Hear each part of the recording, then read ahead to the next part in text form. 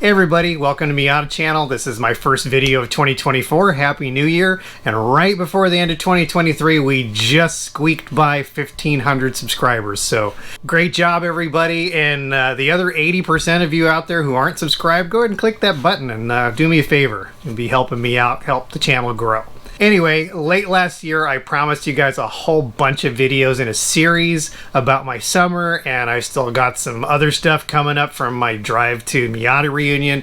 Got a ton of stuff I'm going to try to crank out here, so we're going to dive right in here. This is the next video in the installment of my summer saga. This is part 2, and part 2 deals with a little drive that's called... So if we want to go back to where this all started, it started with the magical forest drive on May 20th. And the next weekend after that was Memorial Day. My wife and I went off for some R&R in Bellingham, which was pretty fun. But then the next weekend following that was the Oregon Insanity Drive. We had 9 Miatas in attendance, 3 NBs, 2 NCs, and 4 NDs. And for this drive, that's perfect. I don't really want more than that because it's really difficult to keep everybody together on these corners. So backing up to the video where I tested out my Zeta CRD shocks for the first time, I went down to Oregon and I did the pre-drive for this drive. And while we were doing that drive, I discovered this giant dip in the road after mile marker 3 on Highway 53. So at the driver's meeting, I'd been telling everybody about my plan to avoid it, and I wanted to make sure that everybody was prepared, so I was just kind of hammering this into everybody's heads all day. So we started our morning in Klatskanai, and we headed out in search of curvy roads, and that search lasted about that long. I figured for this version I wouldn't waste time on the other stuff that I did at the beginning of the previous installment, and we just dove right into the really fun stuff.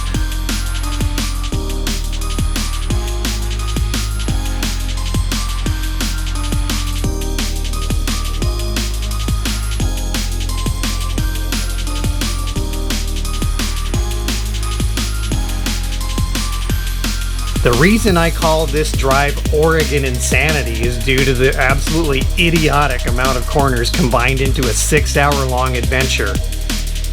The road that we're on right now has over 115 corners and 11 miles. And yeah, this isn't as extreme as the Tail of the Dragon, but the Tail of the Dragon is 12 miles long and this is 250. This drive will wear you out.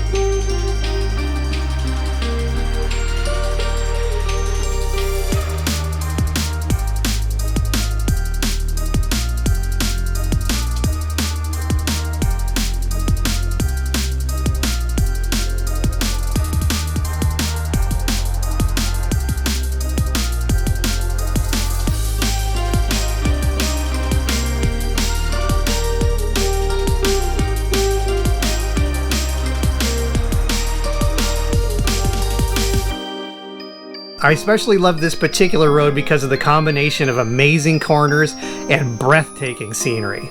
And the forecast for the day being low 70s and clear, we couldn't have asked for better weather.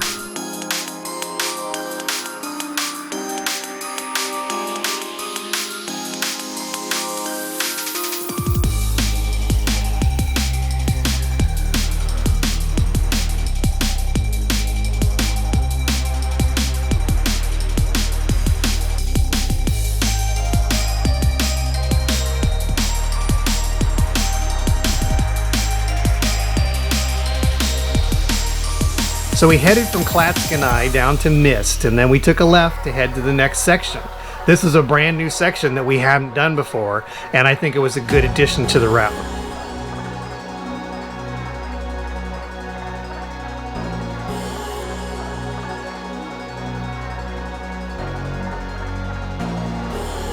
And if you remember from my pre-drive, we had to take an entire section out of this route because of a road that was closed, and it's still closed. It's probably not going to be open again until later this year or even next year.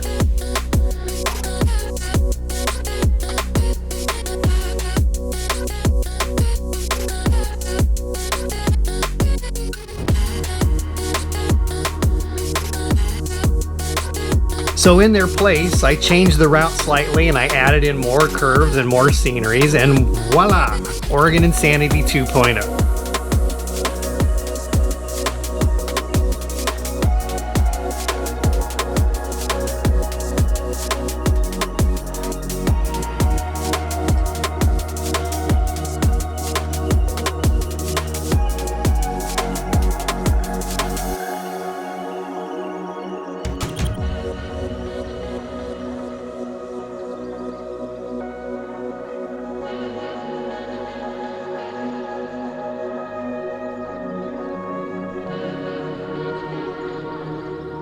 And in keeping with Oregon Insanity tradition, it had to be just more and more curves and curves and curves and curves. And it ended up being a super fun route and a great addition to it.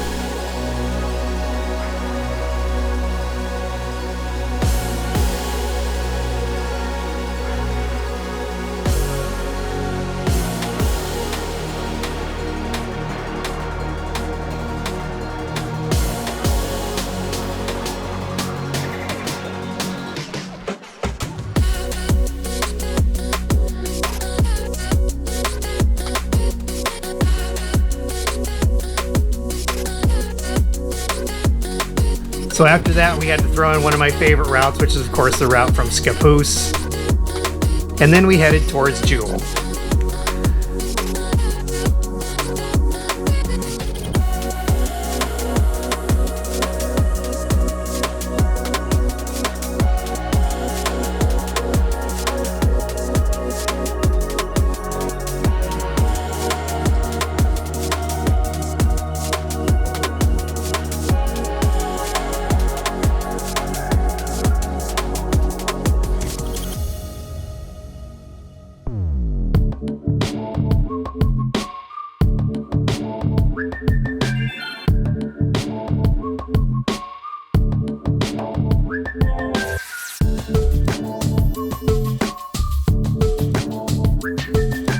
When we got to Jewel, we'd made a quick stop for a rest break, and while we were there, I took a group photo of everybody who came along. I gotta move on. And right after that, we were back into the crazy corners, and you might remember some of these roads from my Zeta CRD test video.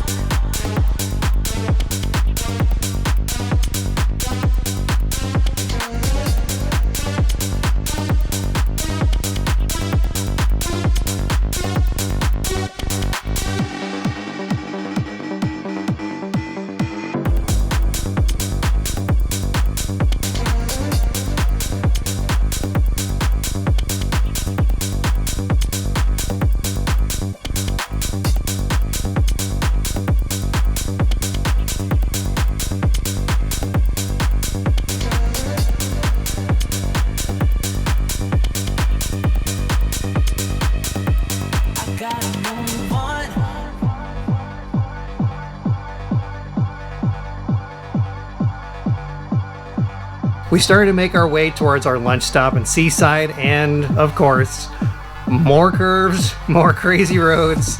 Yeah, that's pretty much the theme for the day.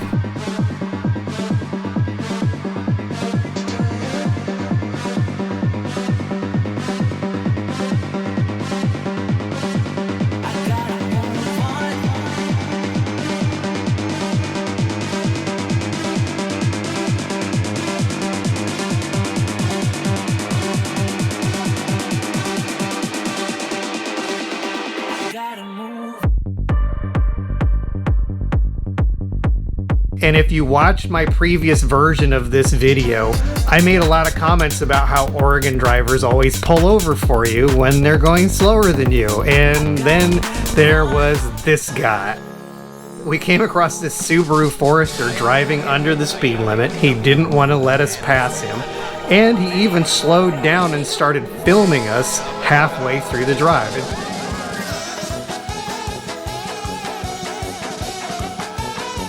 And after following this guy for like 20 minutes, he finally pulled over, but he didn't pull over so he could let us by. He pulled over so he could film us as we all drove by.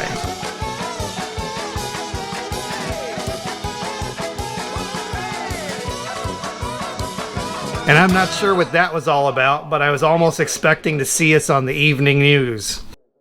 In breaking news, today a rogue gang of Miata drivers terrorized helpless motorists in Seaside. One person told us they followed him for 10 miles and he feared for his life. Details at 11. Nah, we were just on our way to lunch, and this guy's cuckoo.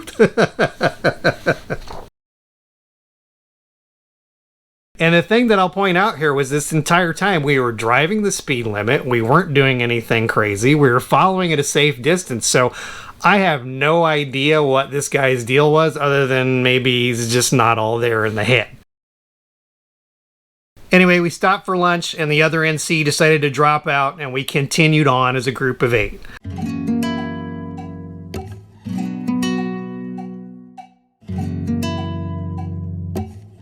And our first destination was to head off to one of my favorite sections.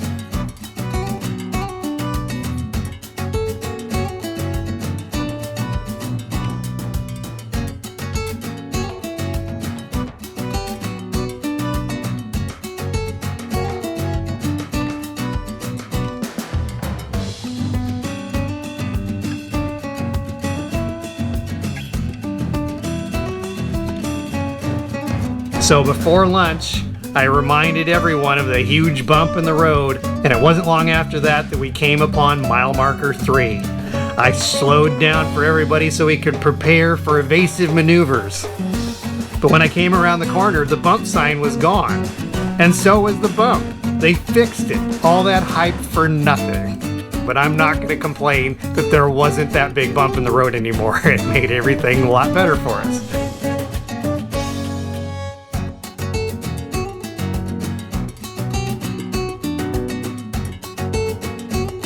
So off we went into some of the best curves of the drive.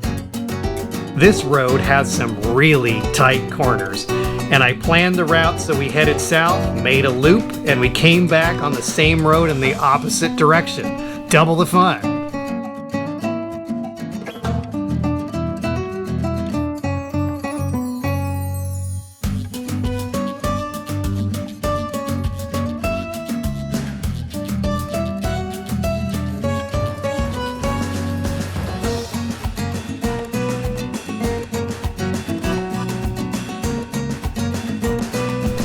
But of course, it wasn't without more shenanigans. This BMW SUV passed us driving on the center line. You can see he didn't even try to get back in his lane. Good thing we were watching out for that sort of crap.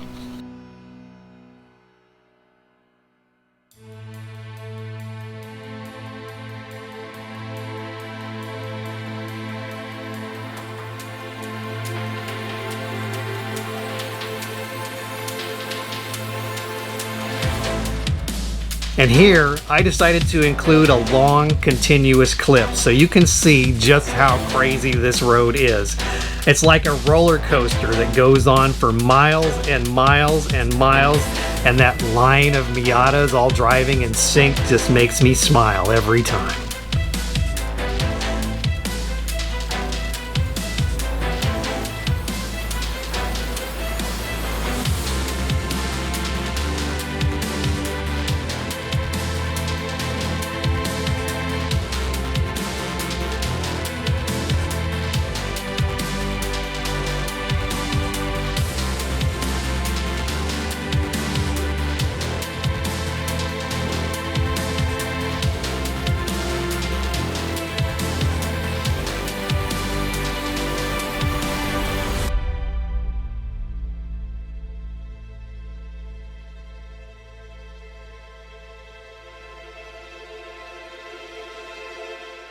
And of course, we had to thank the truck that pulled over for us.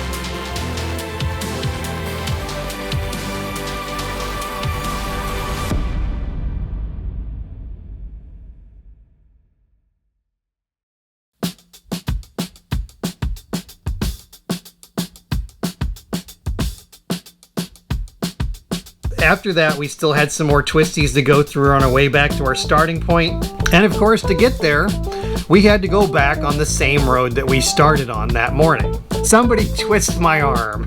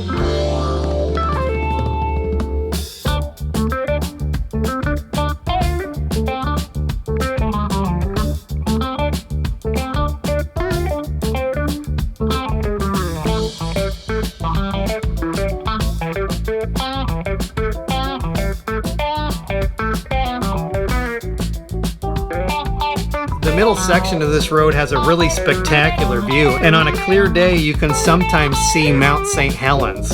Unfortunately, my cameras aren't pointing that direction, so you can't see it.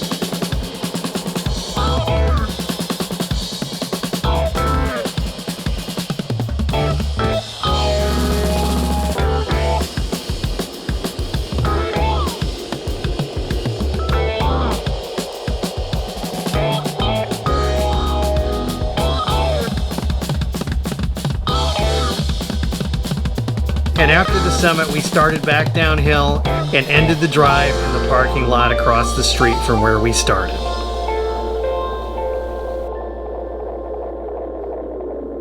And as they say, that's one for the history books. Absolutely epic day of driving. Great weather, great roads, everything went perfect. And yeah, just fantastic day of driving. Had a great time. Continuing the saga, the next weekend I was on call for work, so I couldn't really go anywhere. The weekend after that, I had a tech day that I went to, and I installed an exhaust and a backup camera on a couple of NDs. The weekend after that was my pre-drive for the Dash to Diablo drive. The weekend after that was the Miata Club picnic, and I'm not going to do videos on that. And the next weekend after the picnic was my one weekend off, which was the weekend before 4th of July. The next weekend and the next installment of the drive is the Dash to Diablo. So stay tuned for that one coming up next. Thanks for tuning in. We'll see you next time.